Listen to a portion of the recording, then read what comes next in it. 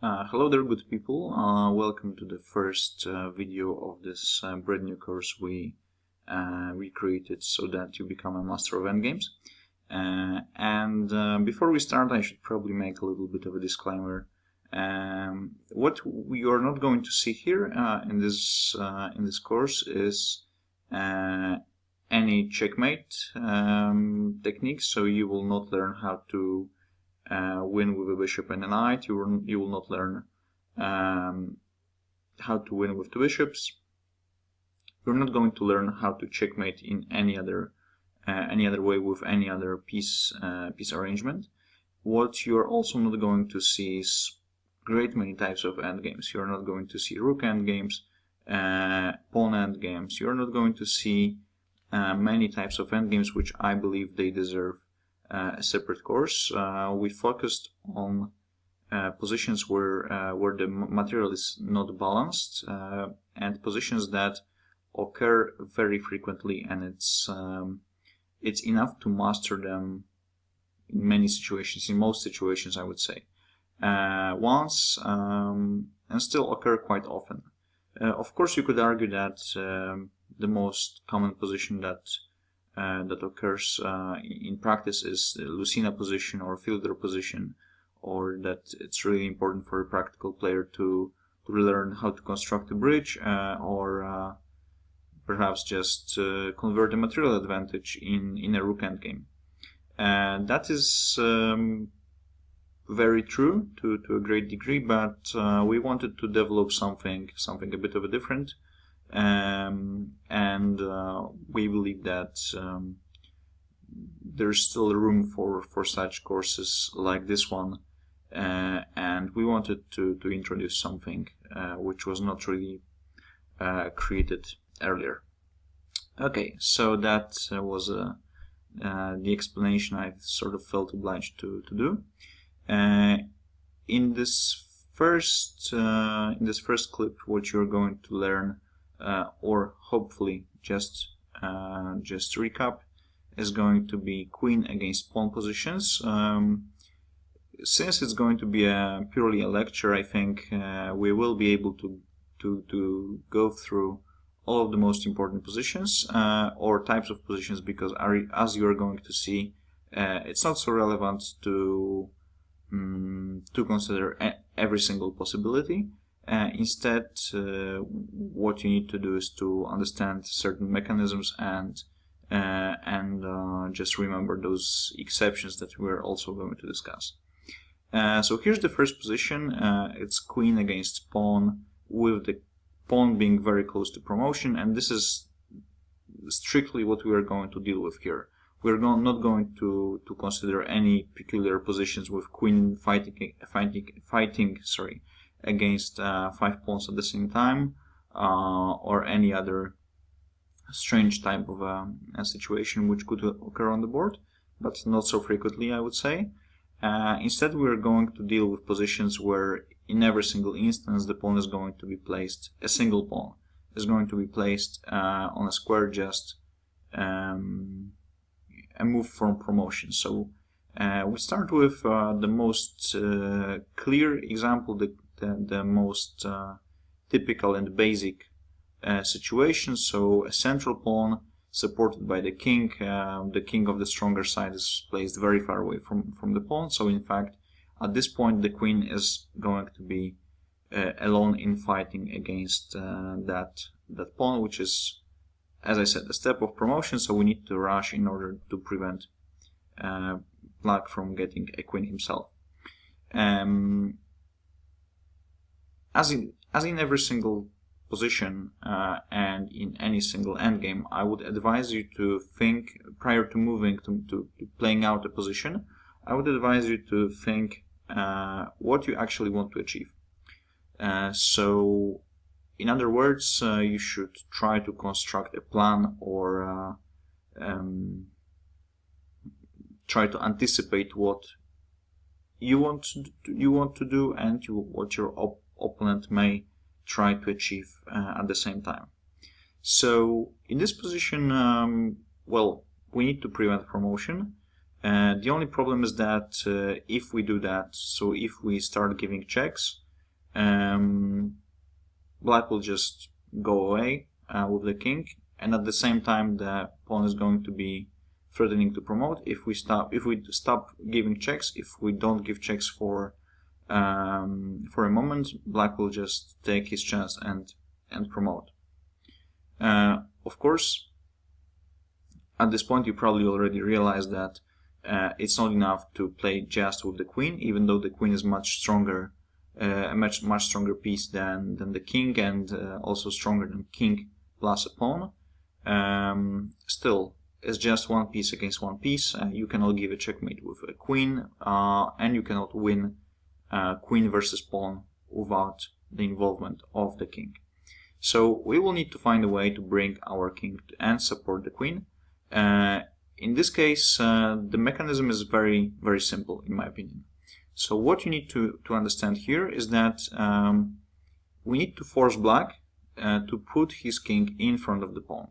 As soon as he does that, and as soon as he needs to do this, of course he's not going to do that voluntarily, at least we need to assume that, then we will not be in danger of black promoting. So, in other words, we will have time to bring our king a step further. There is many ways to achieve a winning setup, pretty much any check or any move that prevents promotion. So in this case, I would say there's three options. There's queen e7, queen a2, and queen a6. And you will see in most of those positions that there is more than one way to win. Let me just show you what I believe is going to be the cleanest option. So we start with queen e7. I think this is a perfectly logical continuation. Of course, black has plenty of options, but they lead to the same result.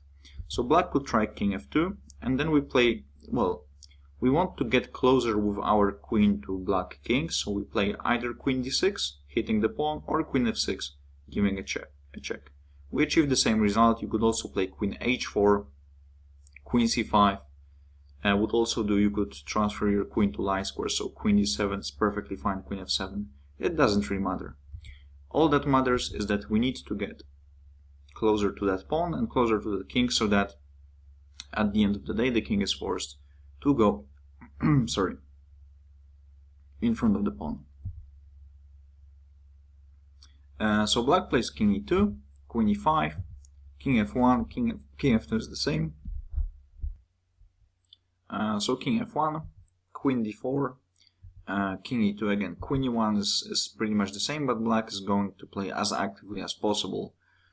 So I'm showing you, well, practically the best way of defending. So king e2, now we'll give another check, because other moves don't really make sense, and we want to achieve an option, achieve a possibility to put our queen on this square.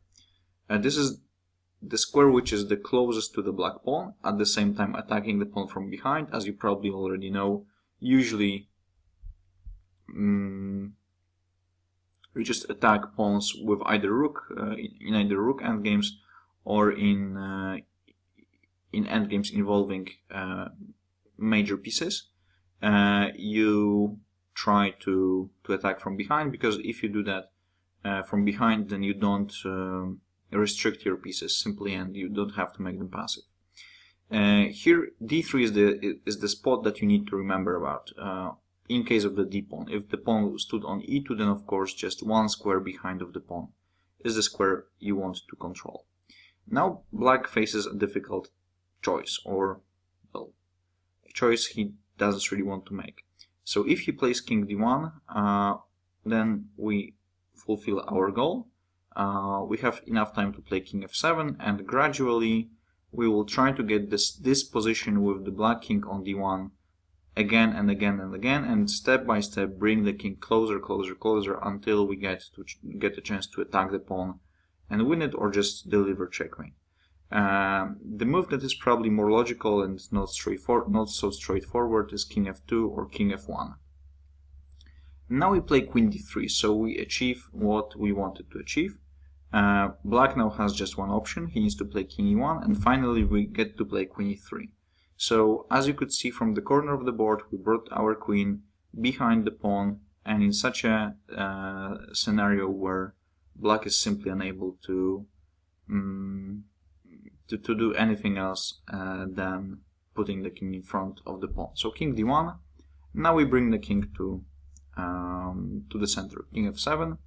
Black plays king c2. Please note that if he plays king c1, again we can just play king e6 because the pawn is pinned with the king. That's a trick that many people forget about.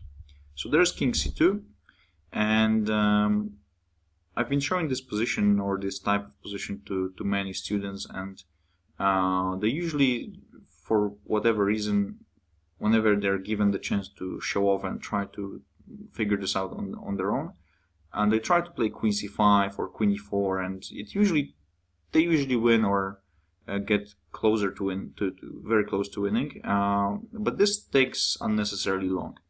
And now I'm going to show you a mechanism that I believe is the most efficient and the quickest, and also it's a pattern you will easily remember, in my opinion. So here we start with a pin. So there's queen e2. What's important is that king c1 is the only move, because if black plays king c3, then we immediately play queen d1, and remember that a queen can attack a king, and the king can never attack a queen. So our queen is perfectly safe on d1, the black king will never approach it, so we basically have time to bring our king to wherever we want to. In the meantime, the black king is restricted to protecting the d2 pawn, so it will have to go to, well, on square c3, d3, and e3. So a sample sequence could go like this: king d3, king f6, king e3, king f5. The king cannot be stopped. We just bring the king here, win the pawn, and then it's a piece of cake.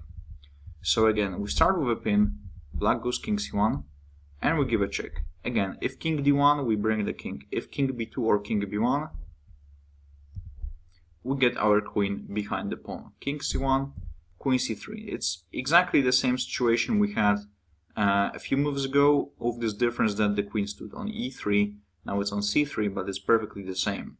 Black still has to go king d1, and we get the same sequence. So king e6, pin, check, check. Check would be not the most precise. Queen d3 here is the best. King e1, check here. King in front of the pawn, king d5, king c2, pin, check, behind.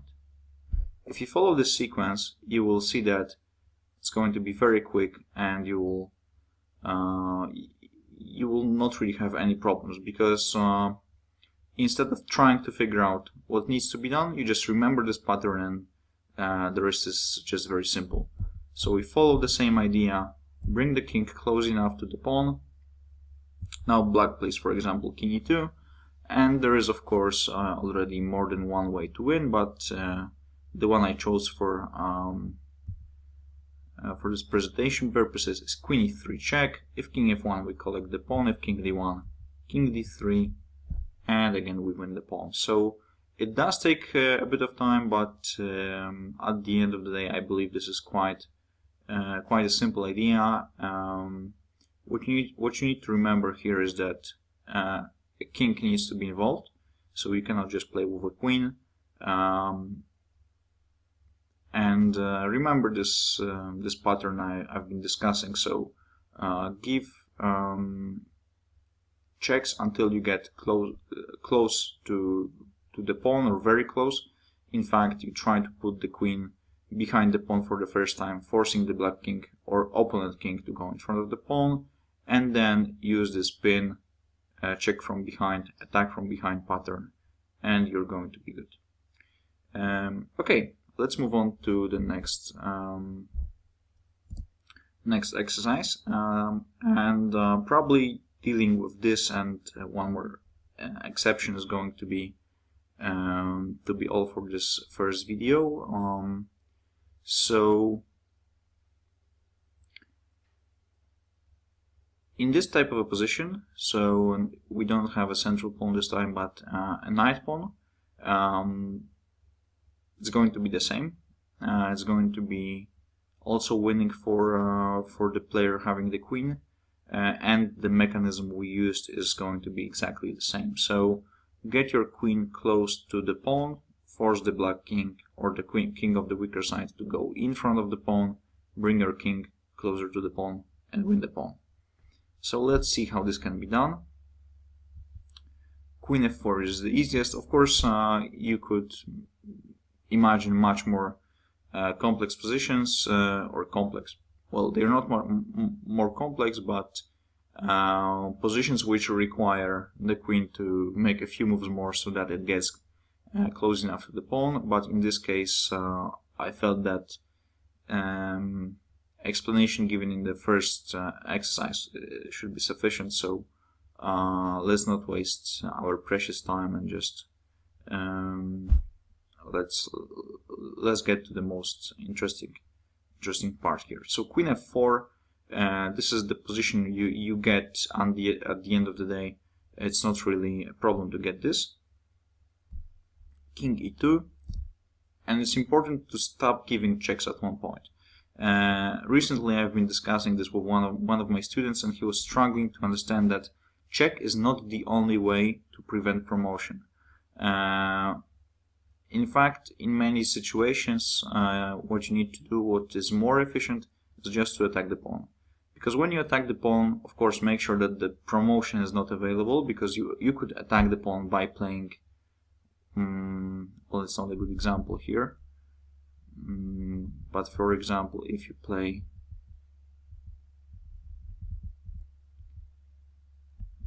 Queen e4,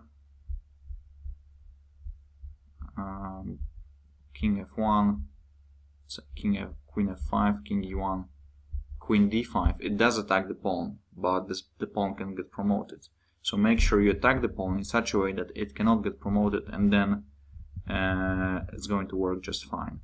Okay, so coming back to our line, Queen g3, King f1, Queen f3, King g1, we bring our king, so that's already a pattern I'm sure you're familiar with. So King h2, again, first the pin, check from behind, King goes to support the Queen, check from behind, another check, King g1, King goes further, and so on and so forth. Here Queen f2 could be played. And on King h3 there is this very nice checkmate. But black can just play King h1 and it gets a bit longer. So instead, I suggest you play King h4 with this very nice trick that if black promotes either well, anything but the knight, then you just give checkmate on h3. In case the knight is promoted, you also win very quickly after Queen f2, King h1, King g3. You just win the knight first and then win the game. If black instead goes King g1, you just play King g3. So Queen g1, Queen h3. Let's assume this finishes the game. Again, if the knight, then I believe this is also simple enough to calculate that in without looking at the board, but for the sake of making myself clear, that's the way you should win this position.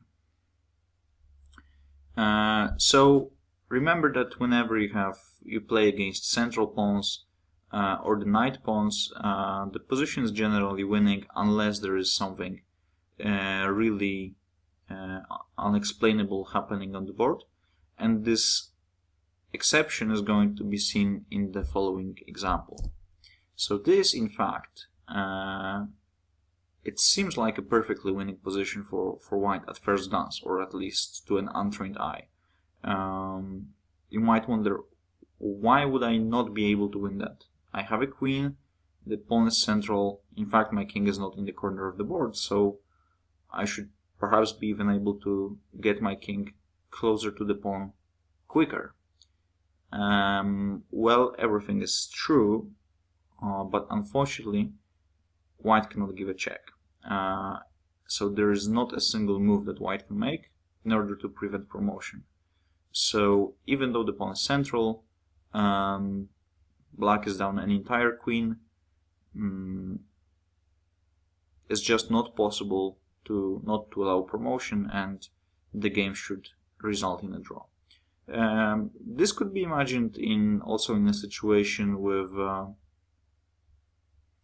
the G pawn or B pawn. There's a couple of configurations like that, although those positions usually there's also not so many. So if you get an exception like that on the board, then you either misplayed something very badly, or you were just unfortunate that you played an endgame, a pawn endgame. You thought you promote the first, you did promote the first, but then realized that you just don't have a way to attack the central pawn or attack the king and prevent promotion. Okay, so as you see, this is not really difficult. This is something that anyone should master, I think, relatively quickly. And this first chapter, so queen against pawn, I have to admit it's supposed to serve as a bit of a warm-up, because what we're going to see in the following chapters is going to be much more difficult and much more challenging. Of course, I'm going to provide you with explanation that should suffice to understand all of these positions, but this is clearly the simplest of what we're going to discuss. Okay, so I believe this is really sufficient, and this is a good point to conclude this first video. Let's not make it too long. In the following videos, you're going to see how to play and how to evaluate, in fact, positions with rook pawns, so A and H pawns, and bishop pawns, so C and F. We're going to learn if all of those positions are winning, or perhaps if the weaker side has any drawing chances. Thanks for watching.